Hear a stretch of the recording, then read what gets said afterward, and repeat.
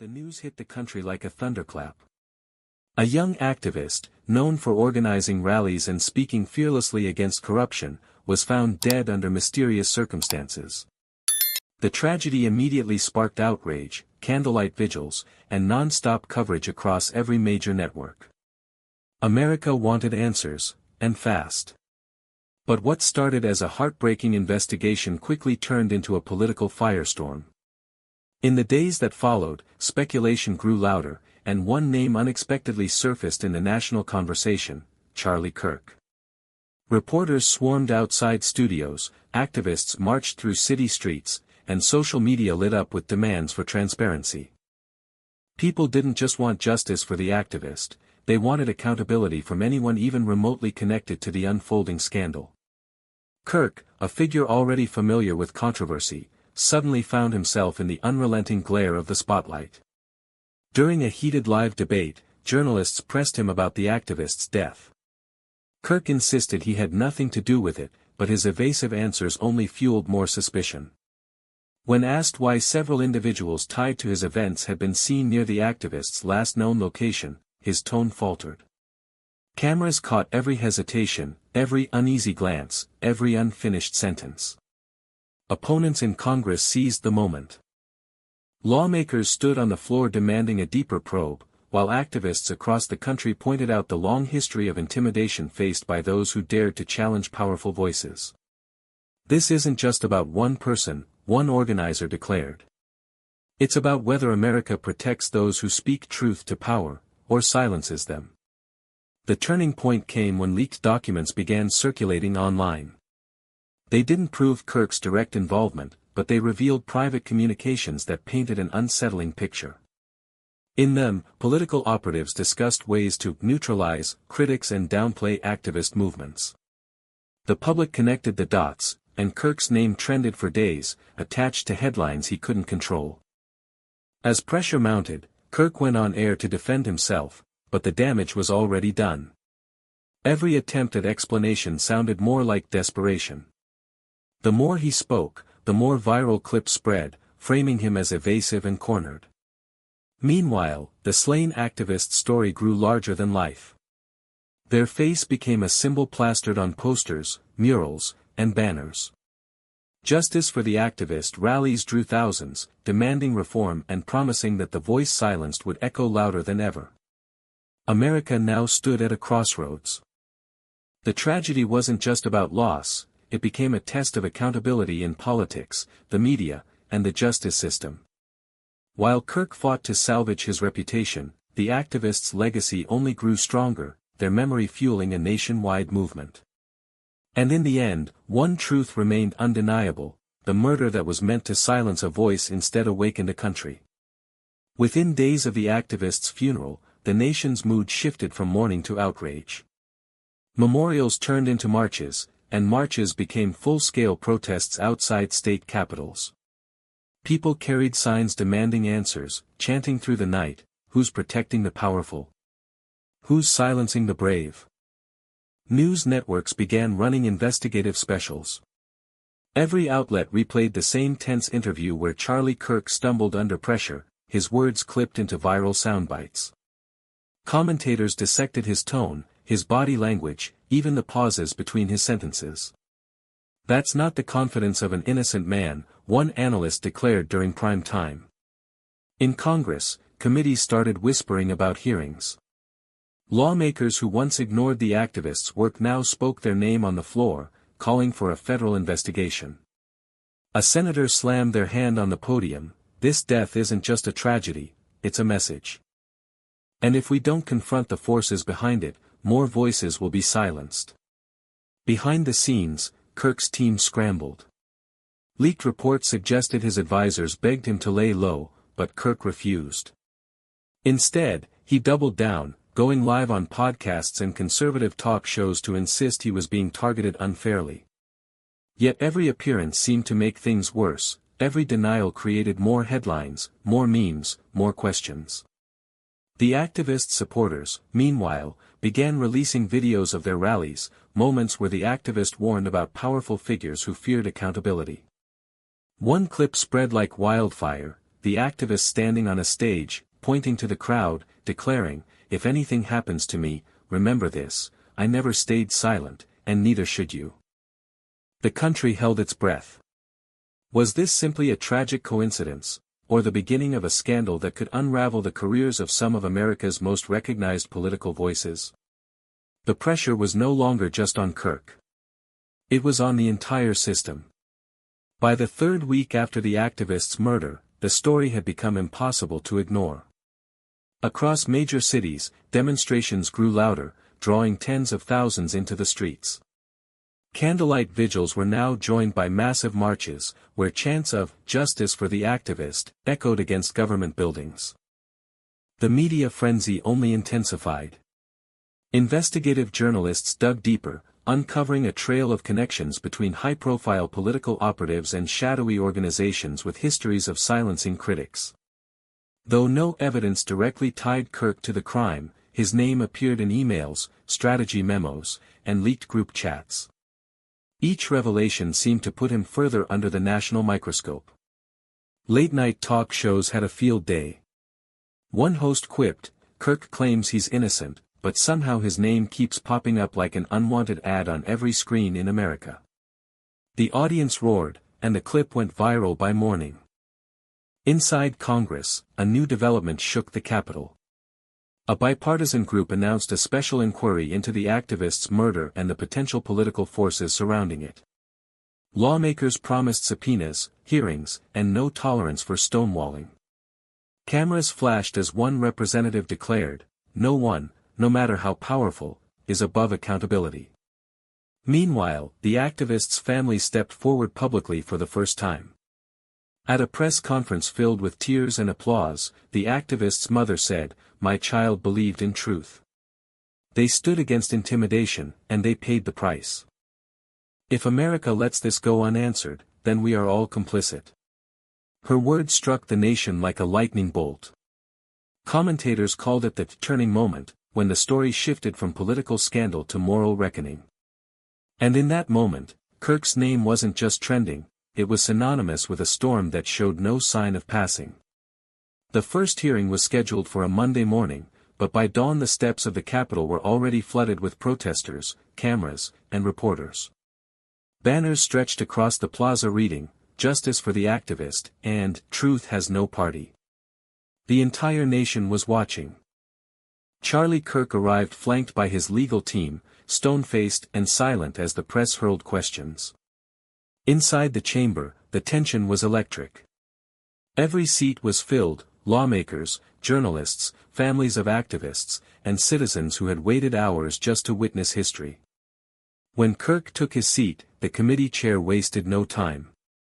"Mr. Kirk, you are here today because your name has surfaced repeatedly in connection with this tragedy.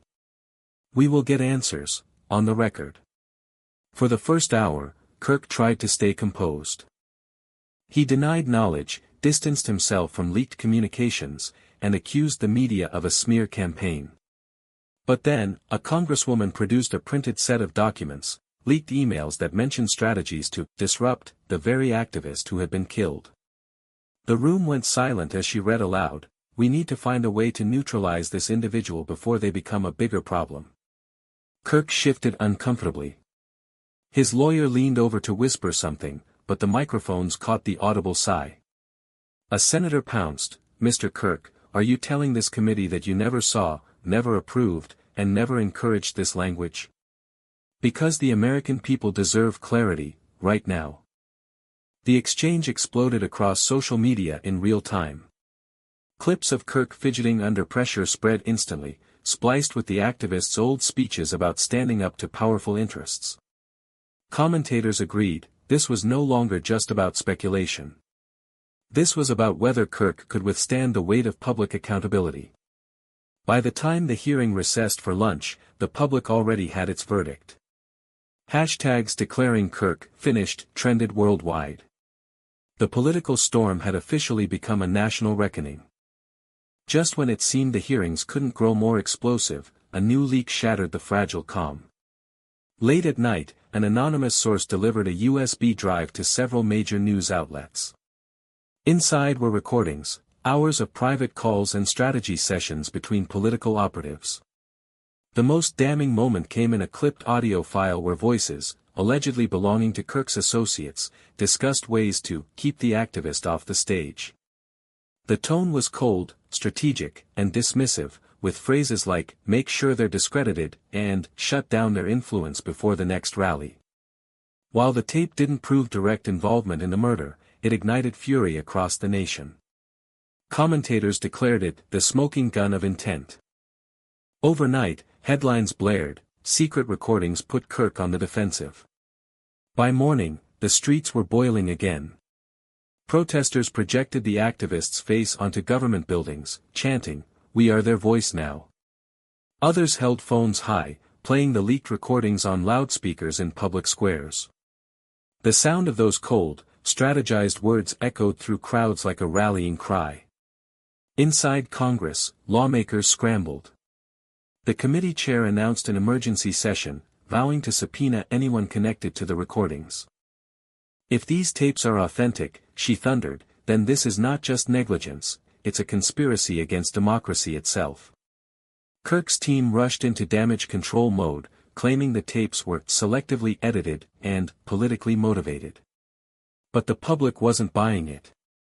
Hashtags like #ActivistJustice and #KirkExposed trended worldwide, drowning out his defenses. The activist's legacy was now larger than ever. What was meant to silence their voice had turned into the spark of a movement too powerful to contain. And for Kirk, the question wasn't whether he could escape blame, it was whether his career could survive the tidal wave that was about to crash down on him. The leaked recordings had lit a fire the establishment could no longer contain. What began as candlelight vigils for the slain activist evolved into a coast-to-coast uprising. From New York to Los Angeles, highways were blocked, campuses erupted in sit-ins, and city halls were surrounded by waves of chanting citizens. What made the movement unique was its unity. Students, veterans, workers, and even former political insiders joined together under one banner, "Justice for the Activist."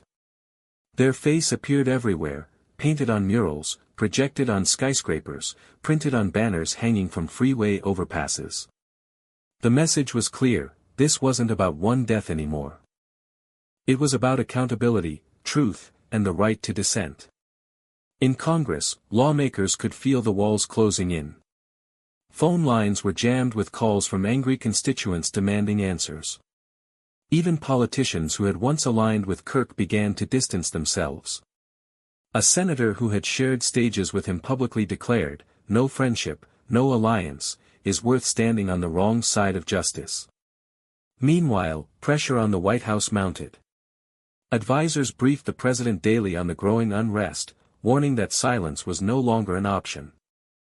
Rumors spread that a federal investigation was imminent, with talk of a special prosecutor being appointed to examine not just Kirk, but a wider network of political operatives.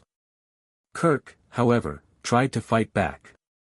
He held a fiery press conference, accusing the media of manufacturing outrage and insisting he was the victim of a witch hunt.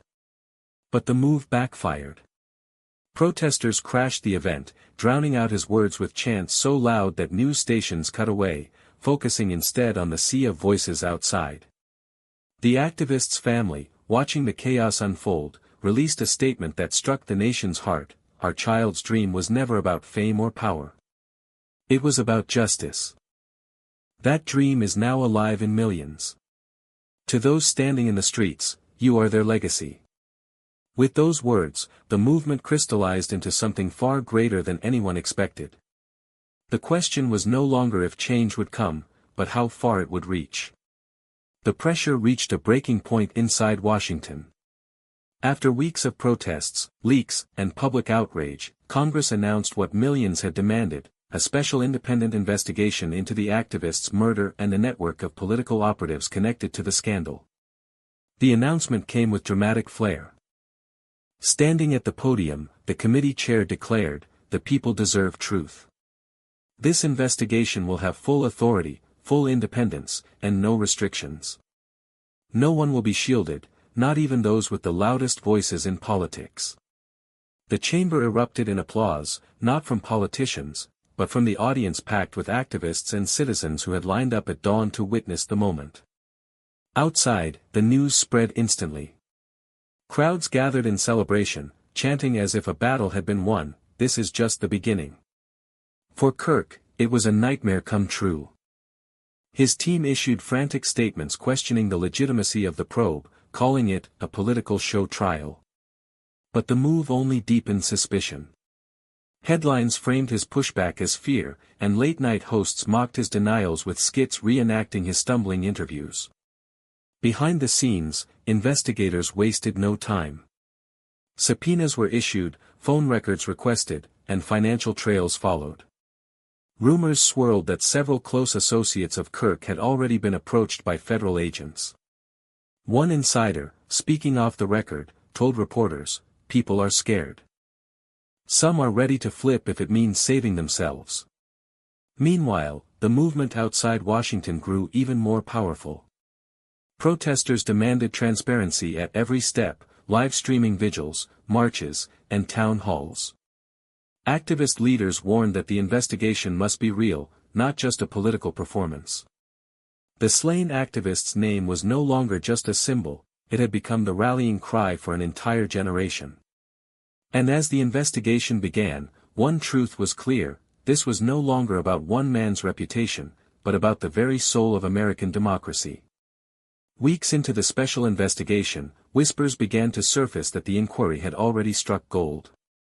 Reporters camped outside federal buildings noticed a steady flow of staffers and operatives slipping in for closed-door interviews. Rumors swirled that the probe had uncovered a paper trail connecting Kirk's network to the activists' final days. The breakthrough came when investigators subpoenaed a cache of encrypted messages from a private group chat used by political strategists. Buried in the exchanges were chilling lines: "The activist is planning another rally next week, we can't let it happen," followed by, "Handle it quietly." Though names were redacted in the official summaries, journalists quickly pieced together who had been in the group. Several were longtime allies of Kirk, men and women who had organized events under his banner. The revelation sent shockwaves across the political world. Cable news ran non-stop coverage, flashing graphics reading, "The Net Titans." On social media, clips of the activists speaking passionately about truth and accountability were played side by side with the damning leaked texts. The contrast was impossible to ignore. When pressed for comment, Kirk called the investigation a circus and claimed the messages were taken out of context. But even his supporters looked uneasy. One former ally broke ranks, telling a primetime host, "This isn't about partisanship anymore. This is about whether we're willing to accept intimidation as politics as usual." The public's patience snapped. Massive marches swelled again, bigger than before. Protesters surrounded government offices holding signs that read, "We know the truth," and "No more cover UPS." Inside the investigation team, sources hinted that more was coming, evidence not just of rhetoric, but of money, logistics, and movements that aligned disturbingly with the activists' disappearance. And for Kirk, the nightmare was turning into something worse, a case that looked less like politics, and more like conspiracy. The investigation's next bombshell came not from words, but from numbers. Federal agents quietly obtained banking records that revealed a suspicious flow of money tied to groups long associated with Kirk's political machinery. Millions of dollars had been funneled into shell organizations with vague names like Civic Defense Alliance and Community Integrity Fund. On paper, these groups were meant to promote educational outreach. But investigators discovered something darker: large payments labeled as security, logistics, and event management, coinciding with the very dates and locations of the activists' rallies. One investigator, speaking anonymously, explained, "The timing is impossible to ignore. Money moved in, protests were disrupted, and within days the activist was gone." The financial trail didn't prove direct involvement in the murder, but it painted a devastating picture. The public saw it as proof that silencing the activist wasn't just rhetoric. It was a coordinated, well-funded effort. News outlets plastered the story across every screen: dark money, dark motives. Editorial boards demanded resignations. Late-night hosts mocked the group's names, joking, "If your organization has the word integrity in the title, it probably has none." For Kirk, the walls closed in further. His attorneys rushed to spin the narrative, claiming the payments were routine political expenses. But lawmakers weren't buying it. In an emergency session, one congressman thundered, "Routine doesn't explain why these funds track the movements of a murdered activist. Routine doesn't explain why silence follows the money." The protests reached fever pitch. Crowds marched through financial districts, chanting, "Who paid for silence? Who paid for blood?" The activist's image loomed larger than ever, projected onto skyscrapers as if to remind the country of the stakes. And still, investigators promised more. The financial ties, they said, were just one piece. The real storm was yet to come, evidence linking not just money, but names and orders. The nation braced for what could be the most explosive revelation yet. The public thought they had seen the worst of the scandal. But then came the discovery that changed everything. Investigators revealed that they had obtained a trove of private messages, some from encrypted apps, others from emails buried deep in old servers. What they contained was far more than strategy or funding. One message, sent just 2 days before the activist's murder, read, "After next week, they won't be a problem anymore." Another chilling line followed, "Make sure it's handled. No mistakes this time." The words hit the country like a sledgehammer. Anchors on live television read them aloud in hushed tones. Citizens in the streets gasped as screenshots of the communications flashed across giant protest screens. To many, this wasn't just coordination, it was foreknowledge. The investigation didn't immediately release the full list of senders, but reporters quickly connected the dots. Several of the accounts traced back to operatives who had worked alongside Kirk for years. Though there was no direct evidence that Kirk himself typed those words, his proximity to those who did was undeniable. In Congress, the mood shifted from scrutiny to fury. Lawmakers openly accused Kirk of presiding over a culture of intimidation. One representative declared, "This is no longer about politics. This is about whether our democracy tolerates threats against those who dare to speak." Kirk, cornered, went on air once again.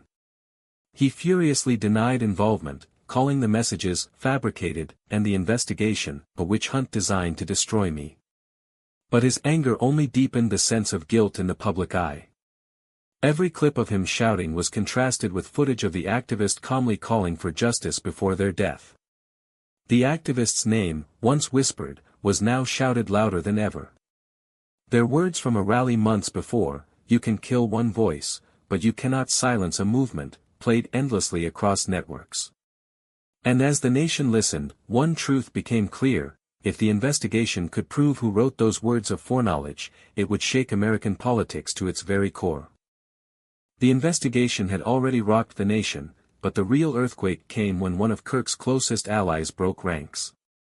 Known for years as his loyal strategist, the operative stunned Washington by agreeing to cooperate with investigators, in exchange for immunity. Whispers of the deal spread quickly. By the time the official announcement was made, the press was already camped outside the courthouse. Cameras rolled as prosecutors revealed that the insider had turned over hundreds of files, recordings, and first-hand accounts of conversations that could tie the entire network together. In a leaked deposition, the allies' words were damning: "We all knew the activist was a problem for our agenda. The instructions were clear: stop them by any means necessary. I stayed silent for too long, but I won't anymore." The revelation detonated across the country. Protesters erupted in cheers, declaring it proof that the walls around Kirk's empire were crumbling. News anchors called it the beginning of the end. Late-night hosts mocked the betrayal with skits titled, "Every Man for Himself." Inside Congress, lawmakers seized the moment. One senator thundered, "When loyalty collapses, truth emerges." And now we see clearly, this was not an accident. This was not random. This was orchestrated. Kirk, blindsided, lashed out. At a press conference, he accused his former ally of lying to save themselves. His voice shook with rage as he pounded the podium. This is treachery, pure and simple. I will not be destroyed by cowards turning on me. But his fury only highlighted his isolation. As more insiders considered cutting their own deals, it became clear the dam had broken. The once unshakable network of loyalty was now collapsing from within. And with every defection, the truth about what really happened to the activist drew closer to the surface. For weeks, the nation had wondered whether the flipped ally truly had enough to bring Kirk down. That question was answered when investigators unveiled the most explosive piece of evidence yet, a recording that left no room for spin. It was a private conference call between Kirk, his top strategists, and several operatives. In the recording, voices calmly discussed how to neutralize the activists' growing movement. Then, in a moment that froze the room, Kirk's own voice allegedly cut through. I don't care how it gets done, just make sure they're silenced before they turn this into a wildfire. The clip was played live during a congressional session. Gasps rippled across the chamber. Outside, crowds watching on giant screens erupted into shouts and chants, their voices drowning out traffic for blocks. News anchors described the recording as career-ending, while analysts warned it could become criminally damning. Headlines screamed across the country, Kirk's voice, Kirk's words. Kirk's response was frantic. He called the tape doctored, manipulated, and taken out of context. But experts quickly confirmed its authenticity. Audio specialists brought in by the committee declared the file genuine, with no signs of editing. The activist's family, sitting silently in the chamber, wept as the words echoed. For them, it was the proof they had feared but always suspected, that their loved one had been targeted not by chance, but by intent. Protesters across America reacted instantly. Vigils transformed into celebrations of defiance, with chants of, "We heard him," sweeping through the night. Murals of the activist appeared with a new slogan beneath, silenced, but never gone. For Kirk, the walls had finally closed in. No denial could erase the sound of his own voice, captured, preserved, and now heard by millions. And the nation waited, breathless, for what would come next. The release of the recording had turned a political scandal into a national crisis. But when Congress reconvened the following week, the stakes rose even higher. Lawmakers formally announced that they would recommend criminal referrals to the Department of Justice, a rare and devastating step that signaled Kirk's troubles were no longer confined to the arena of politics. The announcement came during a packed session broadcast live across every major network. The committee chair's words cut like steel, "We have heard the evidence. We have seen the documents. We have listened to the recordings. The time for speculation is over. This case demands accountability under the law." Applause thundered from the gallery, where activists, citizens, and the slain activists' families sat shoulder to shoulder. Outside the Capitol, massive crowds erupted as the news spread, their chants shaking the steps, "Justice is coming. Justice is coming." Reporters described the atmosphere as electric, almost historic. Some compared it to past moments when America was forced to confront its own failures, Watergate, Iran-Contra, and now, the murder of a silenced activist. Kirk, facing the greatest threat of his career, doubled down on his defiance.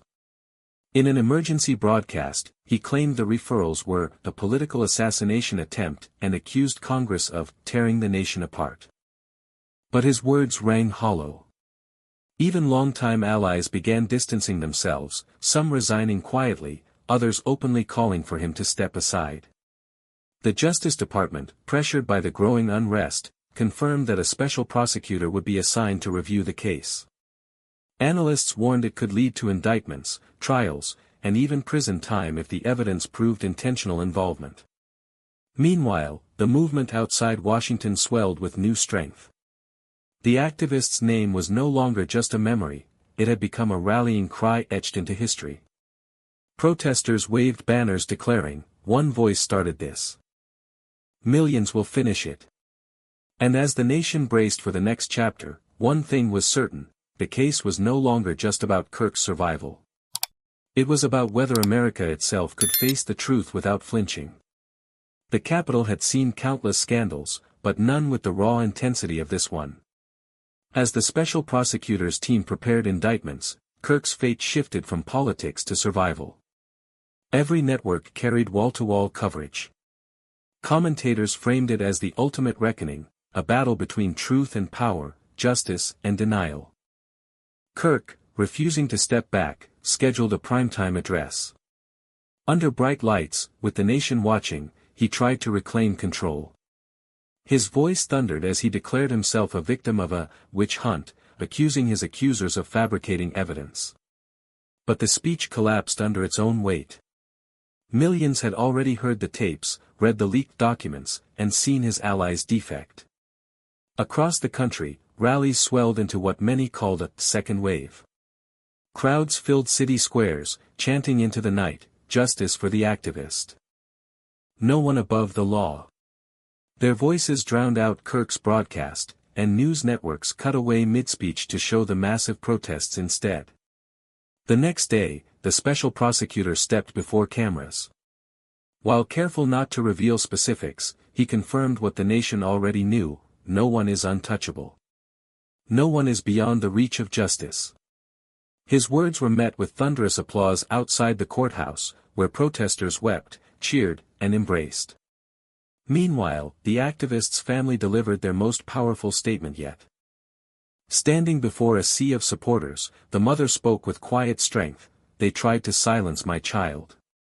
Instead, they amplified their voice through all of you. Justice is not only possible, it is inevitable." For Kirk, it was the end of the road. His legal team prepared for charges, his political base crumbled, and his name, once a weapon in partisan battles, had become a symbol of corruption. And as the nation looked forward, one truth remained unshakable: the activists' death had not ended their fight. It had transformed it into a movement too powerful to ever be silenced again.